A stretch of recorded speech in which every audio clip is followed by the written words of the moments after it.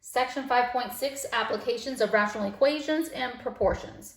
So some words that we need to remember about in the past is ratio of A to B. If they ask us to do the ratio of A to B, they're talking about A semicolon B or A divided by B where B is not 0.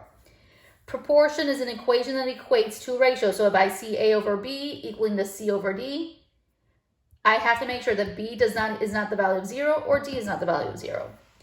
So in example 1, it says the recommended ratio of total cholesterol to HDL cholesterol is 7:2. If Rich's blood test revealed that his total cholesterol level of 210 milligrams per deciliter, what should his HDL level be to fit within the recommendations? So they told us that the recommended ratio of total cholesterol to HDL is 7:2. So total cholesterol over the HDL is my ratio set up. And they told you it was 7:2. We have 7/2. It says if Rich's blood test revealed that his total cholesterol was 210 milligrams per deciliter, what should his HDL level be? So remember, we're setting up a proportion. Total cholesterol was the numerator value, and it says that Rich's total cholesterol was 210. So I'm going to write 210. We don't know what his HDL level is. That is where our X happens to be. So if I look at my denominators, I can determine my LCD is 2x. You're multiplying both sides by 2x. So 2x bracket 7/2 equaling 2x bracket 210 over x.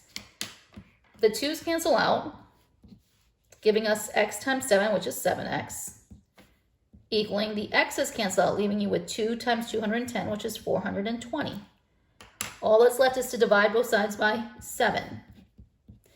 So our recommended HDL level is 60.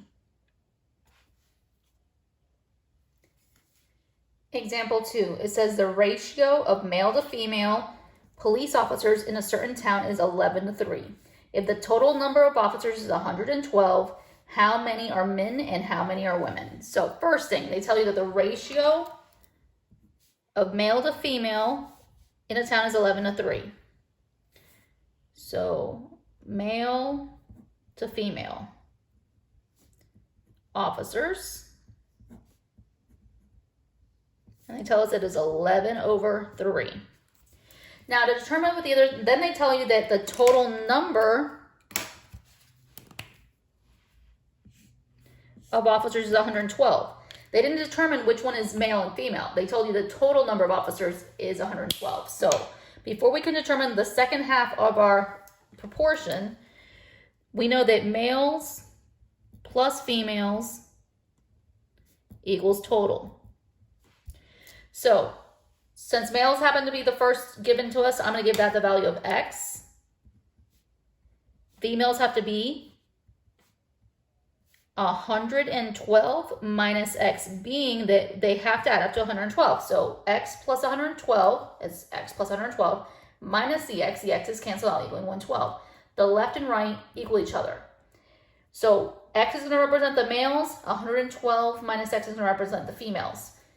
So on this side of a proportion, males was the top value. Well, males were x. The bottom were the females, that is 112 minus x. We are going to multiply by the LCD. In this instance, it's 3 times 112 minus x. So 112 minus x, bracket 11/3, equaling 112 minus x, bracket x over 112 minus x. The 3's cancel out, leaving you with 11 times the leftover, so 11 parentheses 112 minus x, equaling the 112 minus x cancels out, leaving you with x times 3, which is 3x. We are going to distribute, so 11 times 112 is 1,232 minus 11x, equaling 3x. Add the 11x over. So we get 1,232 equaling 14x. Divide by 14. X is 88. So remember, X represented the male values. So there are 88 male officers. Now remember, females was an 11-to-3 ratio. And females were 112 minus X. So 112 minus 88 leaves you with 24 female officers. The other way you could have done it is determine it's an 11-to-3 ratio. Well, if X is 88, 11 makes 88 by a factor of 8. So 3 times 8 is also my 24. There's 2 ways of doing this. In example 3, it says an athlete's average speed on her bike is 14 miles per hour faster than her average speed running. She can bike 31.5 miles in the same amount of time that it takes her to run 10.5 miles. Find her speed running and biking. The best way to do anything that talks about speed, distance, and time is a chart. So we're going to use a distance, rate, time chart. So they talked about 2 modes of transportation. They talked about her riding her bike and then about her running. So those are your rows. So running,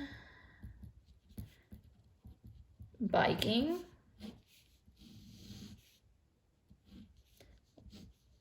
we know we're a distance, we're a rate, we're a time. Okay.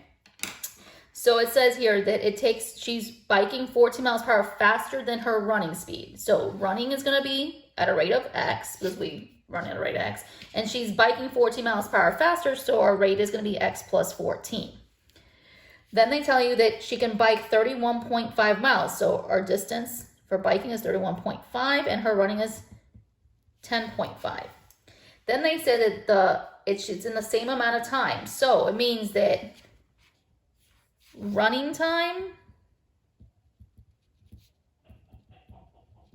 equals biking time. That's the way you have to think about it. Running time equals biking time. So before we fill in the rest of the chart, because we need to know what time is, remember that distance equal to rate times time can be rearranged, because this is a literal equation, different ways. If I divide by R to both sides, I get time equals distance over rate. If I had taken my original distance equals rate time and divided by time in this instance, I get rate is equal to distance over time. Because we want time, we're going to do distance divided by rate. So the back piece of our chart here, distance over rate. So 10.5 over X, 31.5 over X plus 14. That represents our time running and our time biking. So right here it says running time. So that's what we're going to write. 10.5 over X. Biking is 31.5 over X plus 14. So again, LCD in this instance is X times X plus 14. So X plus 14, bracket 10.5 over X equals X plus 14, bracket 31.5 over X plus 14. The X's cancel, so you get 10.5 times X plus 14. X plus 14's cancel and you get 31.5 with an X. If you distribute, you get 10.5x plus 100 and 10 times 14 is 140. Half of 14 is 7, so you get 147 equaling 31.5x. We are going to subtract 10.5x over. So we get 147x equaling 21x, and then divide by 21. So x equals 7. Now, 7 represents the x value. X represents our running speed. So she's running at 7 miles per hour. Biking is going to be running speed plus 14. So 7 plus 14 is 21. So we do, she runs at 7 miles per hour, bikes at 21 miles per hour. Example 4.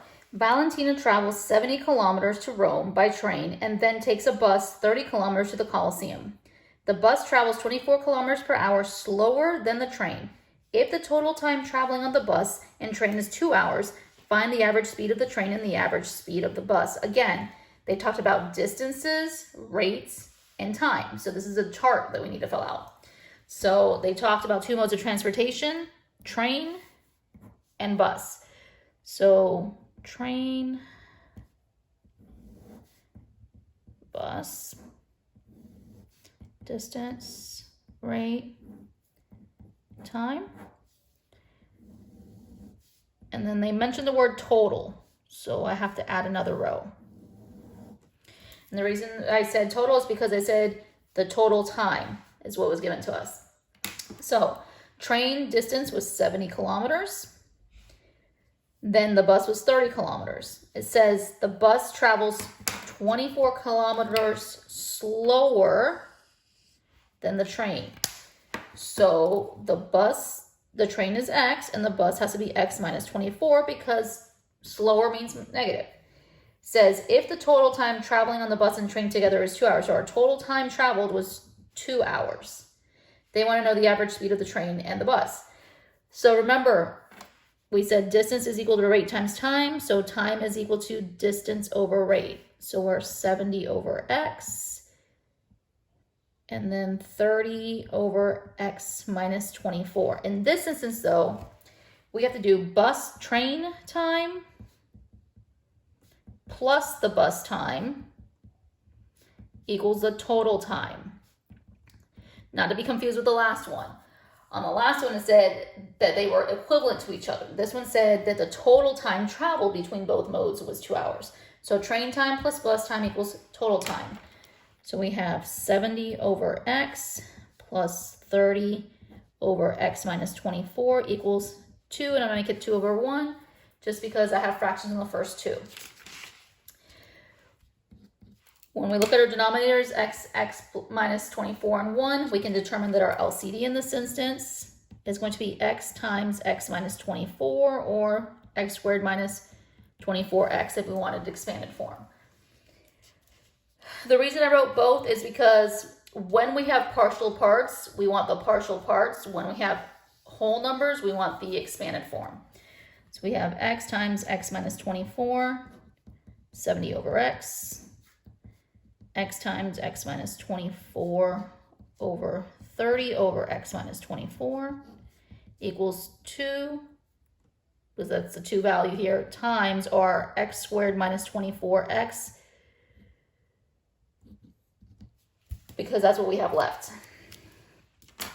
Here our x's cancel out, leaving with 70 times x minus 24. X minus 24 is canceled out, leaving you with x times 30. Nothing canceled out, leaving you with 2 times x squared minus 24x. We're at this point where there's no denominators, so we need to distribute.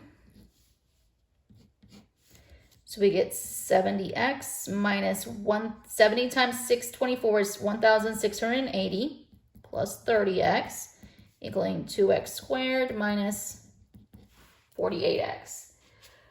Before you can do any movement, combine your like terms. So 70x and 30x, that's 100x minus 1680 equaling 2x squared minus 48x. We're going to move everything to the right. So I'm subtracting 100x and I'm adding 1680.